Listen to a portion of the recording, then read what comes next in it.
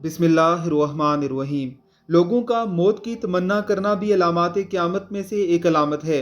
हज़रत अबू हुरैरा रज़ी अल्लाह ताला अन्हो कहते हैं कि रसूलुल्लाह सल्लल्लाहु अलैहि वसल्लम ने फरमाया, क़यामत उस वक्त तक कायम ना होगी जब तक ये सूरत हाल ना हो जाए कि एक शख्स किसी की कब्र के पास से गुजरे और आरजू करे कि काश इस कब्र वाले की जगह वो खुद इस कब्र में दफन होता। हज़रत अब्दुल्ला बिन मसूद रज़ी अल्लाह ताला अन्हो फरमाते हैं, तुम पर एक ज़माना ऐसा भी आएगा कि अगर तुम में से किसी को मौत फ़रोख्त होती मिल जाए तो वो उसे भी ख़रीदने के लिए तैयार हो जाएगा। यह हदीस इन अहादीस से मुआरज़ नहीं जिनमें मौत की तमन्ना करने से मना फरमाया गया है, जैसा कि नबी करीम सल्लल्लाहु अलैहि वसल्लम का फरमान है, तुम में से कोई शख्स मुसीबत के नाज़िल होने की वजह से मौत की तमन्ना न करे। नबी करीम सल्लल्लाहु अलैहि वसल्लम ने जिस बात की पेशन गोई फरमाई है वो आखिरी ज़माने में वाक़ होगी।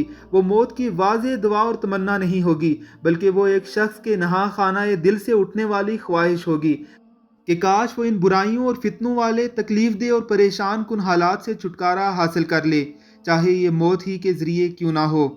आज आप किसी भी परेशान कुन हालात वाले से पूछ लीजिए, तवक्कल इल्लल्लाह तो उसके दिल में मौजूद ना होगा, लेकिन ये तमन्ना ज़रूर मौजूद होगी।